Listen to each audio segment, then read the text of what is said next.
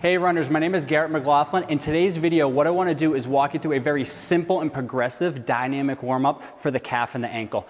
This lower leg region is super important when it comes to running because that's typically where you see a lot of running related overuse injuries is from the knee down. So making sure you're effectively warming up this area from not only a performance but a injury reduction standpoint is super important. So stay tuned as I walk you through a series of exercises and drills to progressively warm up the calf and the ankle.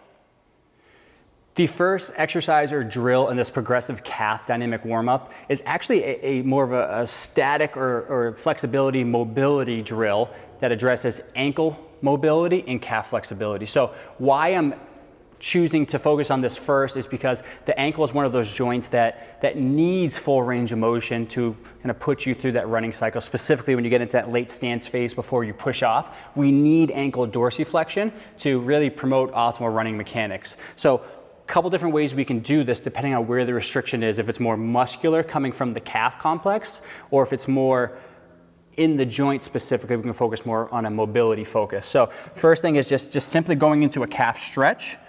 Okay, knee straight, knee bent, holding about 30 to 60 seconds in total. Again, just something simple to do before your runs. By no means is this where I want you to end when it comes to preparing the calf and the ankle for running, but very simple drill to work on flexibility if you lack in this area. Other thing you can do if it's more of a joint or mobility restriction, keeping the foot flat on the ground, trying to get about 3-4 inches from the wall with the toe. Regardless of where you are, you don't need a wall, but it helps give you a good guide of if you're improving in this area. And then as you keep the heel down, can you lunge that knee forward straight ahead in line with the second toe and work on loosening up that ankle joint and calf and moving into this dorsiflex motion. So if you have a restriction on one side versus the other, addressing that one side before you run, but overall if you're restricted in the ankle or tight in the calf, doing this on both sides will be a good starting point as we then progress to more dynamic movements. Next up, we have a simple calf raise or heel raise. Again, just working on increasing tissue temperature, gets a blood flow to the area and warming up the ankle and the calf. So holding onto the wall if you need to for balance, if you could be out against a tree if you're outside, or just standing and balancing, whichever one works for you, because we're working on warming up the tissue more so than balance and stability at this point. So leaning forward, all the way up as high as you can, nice, slow and controlled. Just like to do a couple of these, about 10 to 20 repetitions, nothing too crazy. And find a number that works for you.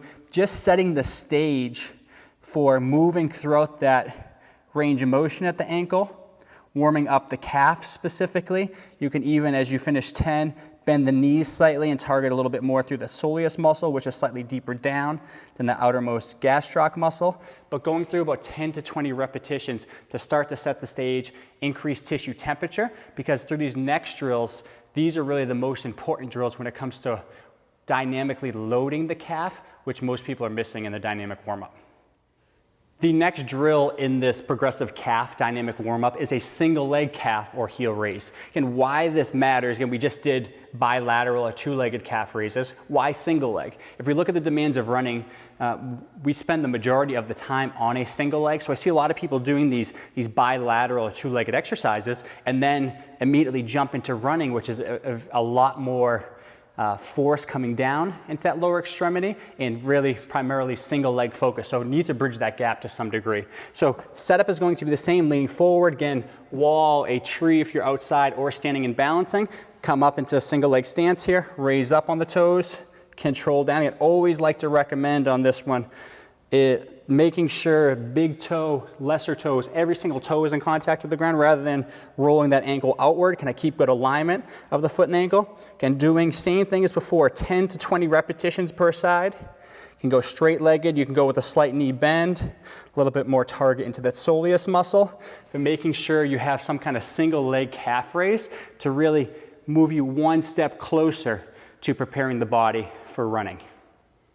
So now, up to this point, we worked on very simple loading exercises for the calf and the ankle. Your mobility drills, and mobility and flexibility, your bilateral calf raises, and your single leg calf raises. Now, these next two drills I'm going to share are very important to help prepare the body for more of the plyometric demands of running. So first one's what's called ankle hops.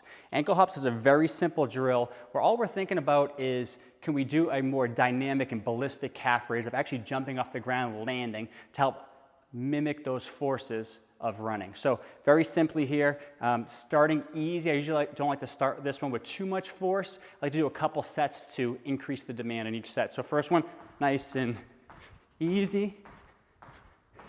Going through about 10 reps. Again, that shock absorption and elasticity component is what we're looking for here on this one. So can I land and quickly get up in the air? As I get through a first set of that, my second set's going to be a little bit quicker, a little bit more powerful, really trying to get some height on that one, load into the ankle and explode up. One thing you want to make sure of as you do this one, it's not a squat jump.